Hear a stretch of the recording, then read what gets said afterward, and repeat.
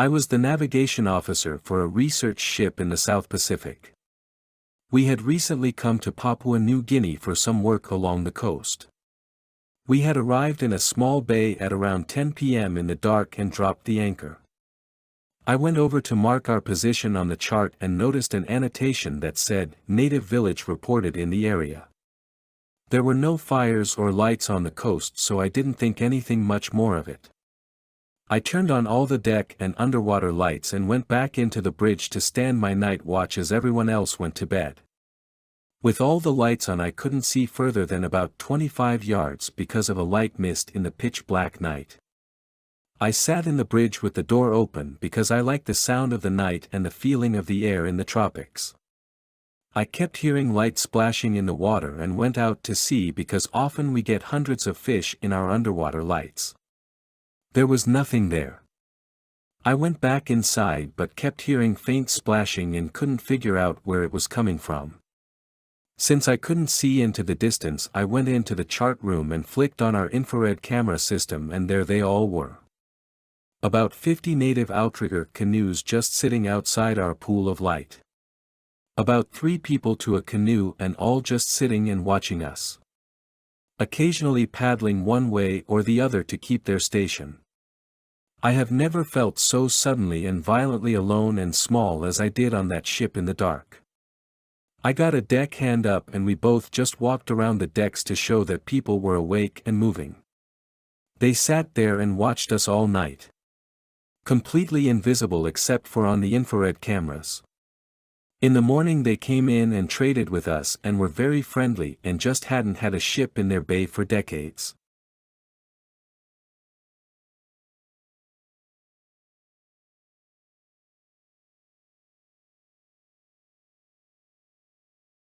I was driving down an old highway, not heavy usage anymore, during a snowstorm in 2011.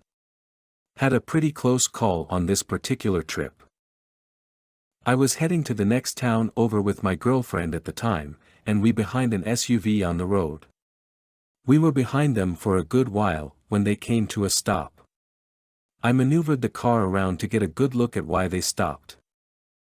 There was a truck in the road, driver and passenger doors open, and 2 sets of tracks in the snow leading off to the woods.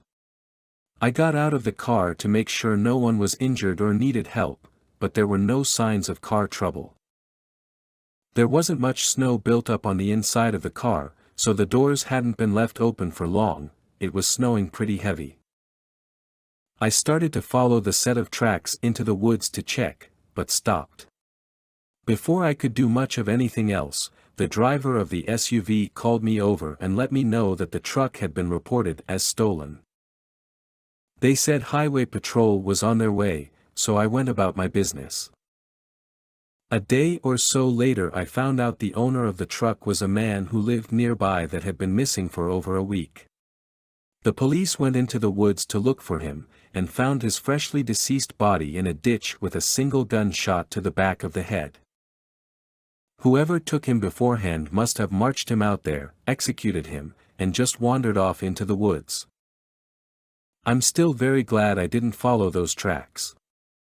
I didn't hear the shot, so it must have been right before we all arrived at the truck. I don't even want to think what would have happened to me if I'd persisted.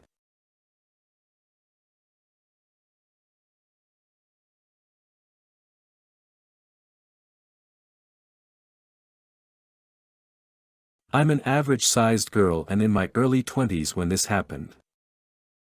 Once I was working in a restaurant and got done at around 12-ish.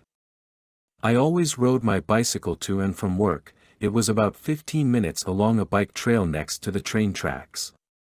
This trail was constantly straight but had quite a few exits here and there. It also only had a few small parts of it lit up by street lights, so without my front bicycle light I would be totally blind for the most part.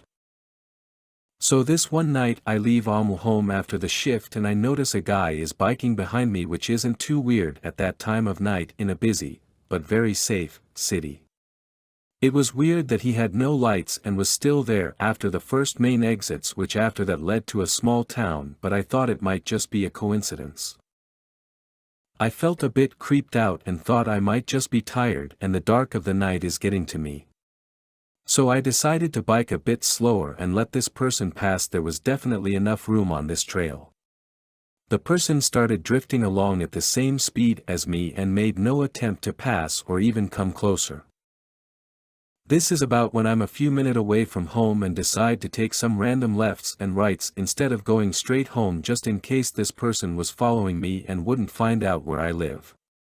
I bike around going in random twists and turns in a suburban neighborhood and he's still behind me.